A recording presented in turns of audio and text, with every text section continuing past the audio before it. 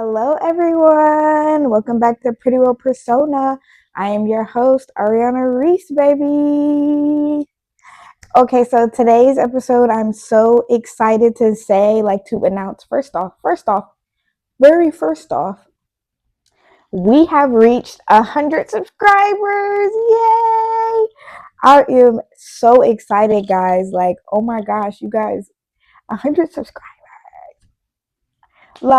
Who would have knew? Well, we knew because Pretty Real Persona is that shit, you know? But I'm just so excited. It's such a big accomplishment for me. We've been locked in, we've been consistent, we've been doing our biggest one. So I got my 100 sign here with us. So yeah, happy 100 subscribers. Let's get into today's episode. Let's do that. We're going to talk about letting go of the need to be strong. Being the strong one in the family is cute until you realize that you are literally the whole family's unpaid therapist. So if you resonate with that, let me know in the comments. And I'm speaking to my oldest daughters, oldest sons, speaking to speaking to y'all, speaking to anybody who feels like, they are that person that everyone goes to. So today we are going to unpack what it means to let go of always feeling the need to be strong. Let's be honest, strength looks so good on the outside, but on the inside, it can look like I haven't cried since 2014. And honestly, not crying, that is not a good thing for you to do. So you're the strong friend when people call you with their drama and you're in the parking lot crying at Target.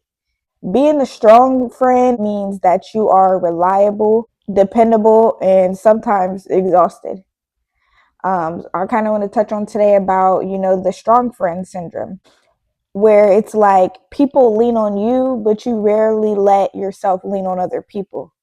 And then it gets to a point where strength starts to feel like a cage instead of a strength, instead of a badge of honor. I think I really resonate with being the strong friend. I think in my earlier days, I didn't have good boundaries surrounding it. It's easy. Like me, I have a lot of capacity for just conversations, and I'm a natural caretaker, nurturer. So I always want to, help others. And I'm always, willing to listen. And I think just in my past, I haven't put boundaries on that. So it's like I would always be a friend. I would answer your phone call at 4 a.m. You need me, 5 a.m. You need me. And now it's it's just growing up. As you grow in friendships, that becomes less realistic as something that happens. But, in your younger days, we're all really, really, really dependent on each other. Um, so it's like if I get a call from my friend at 4 a.m., I know it's because something's going on type. So it's like you answer that call.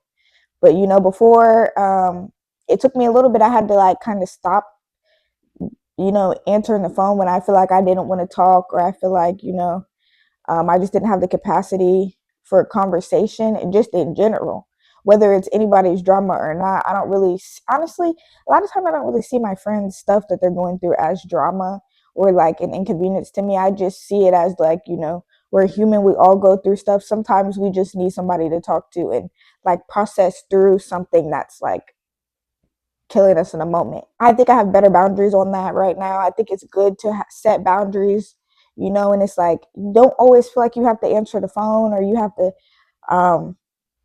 it's okay to end the conversation, or to even answer the phone and say, I don't really have a capacity for, a conversation right now. I just feel gauging, you know, within yourself, what is your capacity right now to listen, or to be um, a strong friend or a strong family member for someone, because it's I feel like it's okay to be strong. I don't feel like you have to always rely on your need to feel like you're strong. And one thing about me, I used to say this all the time. I used to say this all the time, and I'm glad I've adopted. But it's I don't want anybody to think I'm strong, because sometimes when people think you're strong, they think, oh, she can take whatever, and it's I don't want nobody thinking that I can just take whatever, because baby, I cannot. I cannot. Maybe back in my older days, I used to be able to take some more, but today, baby, I cannot take, I can't take, I can't take too much. Next, I want to talk about why we cling to strength. Because, being strong is cute until it turns into emotional constipation where you're holding it all in, and then eventually it blows, and then it's all bad for everybody.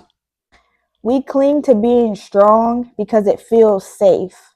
Maybe you grew up in an environment where showing emotion didn't feel safe, or maybe even being strong became your identity and your way of being seen or valued. But the problem is, you cannot heal if you're always pretending that everything's fine when it's not. I think I have a nasty habit of like always like saying I'm fine when I'm really not. Like I'm trying to get out of that myself. It's not easy. It's actually pretty hard because it's like, you know, when you're frustrated and you just like, like no matter what, you can handle it, you just kind of just brush it off like it's fine. But all of those I'm fines build up because it's you dismissing how you actually feel. When you dismiss how you actually feel, you um like I said, emotional constipation, it builds up, it builds up, it builds up, it builds up, and it blows. So for me, this is one thing. This is why I like try to, like, I'm a person with big emotions. So for me, I when it's on my chest, I try to communicate it because I don't want to hold on to it. Because if I say it in that moment, then I won't hold on to it. But the things that I let go kind of just blow up, and then then it's like you get into an argument with someone and you're dumping on them in one argument. Like, to you, it's like you've been, putting aside all of these little things that you feel like this person has been doing to you, act or like treating you, but really, but to them it's like, wow, this is just one situation. Like, why they don't understand the blow up. So it's like, that's why I say, like, it's good to, like, if something's on your chest, put it on their chest. If you're feeling something, make sure that you communicate, you know. No, I just think that that's like an important thing, because it's like you don't want to just go around blowing up on people and then they don't know why. Or you don't want to, you're potentially setting yourself up to cut somebody off who does not know why you're cutting them off, you know? It's different like if you keep telling somebody, this is how you're making me feel, this is how you're making me feel, and then you cut them off after like so many chances of telling them, because it's like at this point they're not respecting you or how you feel, and they don't care to respect you in the way you want to be respected, or show up for you in ways that you want them to show up for you after you've communicated it so many times. It's just good for your whole body if you're not just keeping stuff in. Like, it's not fine, and you could say it's not fine, like, it's okay to release that need to be strong, or to feel like you have to be strong, you have to hold it in, or nobody cares. You're just so used to being the strong one, and it's like that's also a burden on you too, because when you're used to being the strong one, it's like people will naturally just put more on you. But it's like, it's not necessarily their fault. It's like you never speak up either and say, I can't take so much. Not everybody, like, I think that's one of the biggest things as people, as humans, that we kind of lack, which is consideration for others, and like considering what someone else has to do. Sometimes you'll come into those people who say things and ask you for things and you can't do it, and then they're mad, or like because they feel like entitled to your time. And someone who's strong, or who just wants, who is your friend, or who shows up for you, sometimes they'll just feel like they have to do something even when they don't have the energy to do it, because you're having a bad reaction to their boundaries, or and that's when people pleasing actually comes into something like that. So today I want to do a new segment called permission slip of the week. So I want to give you guys a permission slip to let yourself be human. So your permission slip today is: you're allowed to ugly cry without fixing your mascara this week. Every so often I'll drop a permission slip of the week, it'll be a reminder of how you don't have to hold it all together. So for today, it's simple. You're allowed to be soft. You're allowed to be vulnerable, and strength doesn't disappear just because you let your guard down. So next, I want to talk about how you redefine your strength, because real strength is texting "I'm not okay" instead of sending memes to cover it up. Letting go of the need to be strong doesn't mean you're weak. It means letting yourself be supported, asking for help, and actually admitting when life is heavy. Because true strength is honesty. It's about being real about where you are and not trying to put on a performing that you're fine, you're perfect. And I definitely know that like it's easier said than done. It's definitely like things you have to do to constantly practice, not feeling like you have to be strong, and vulnerability plays a huge role in it, where it's like it takes a lot of admitting like where you're at and what you're feeling and saying it out loud, telling people, and just like start by telling people who you feel the safest with, and start practicing it with them, and then it's like um, it'll become easier to say to like people who you don't always feel comfortable in those moments where it's heavy, and it's you need to admit it so someone can know like I can't take any more. um, and it's so important to be mindful of when that point is for you.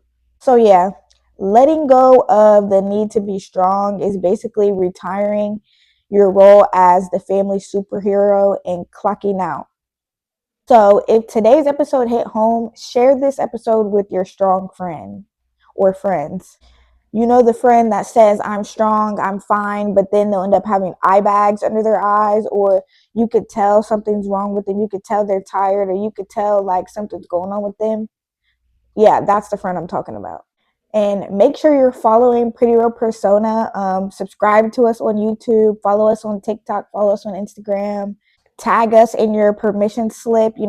Write your permission slip of the week in the comments. And maybe write down you know something that has been heavy on your mind this week, and that you are using your permission slip to let go of the need to be strong surrounding that thing, and put that in the comments, and um, tag us, tag Pretty Real Persona. Who knows, yours might end up in a future episode. I just want to take the time to really thank you guys for supporting me, showing up, and commenting. I see all of your guys' comments. I'm getting a lot more engagement from you guys, and it's been super beautiful. Like just to see, um, all of the beautiful things and from so many beautiful people. And that's really the reason I do this. I love hearing from you guys, and I'm so happy and grateful because of you guys. I was able to hit 100 subscribers, and I'm so excited for the future. And it's only up from here, baby. I love you guys. Thank you for tuning in to Pretty Real Persona. I am your host, Ariana Reese, and baby, tap in with us next Wednesday. Y'all know where to find us. So bye.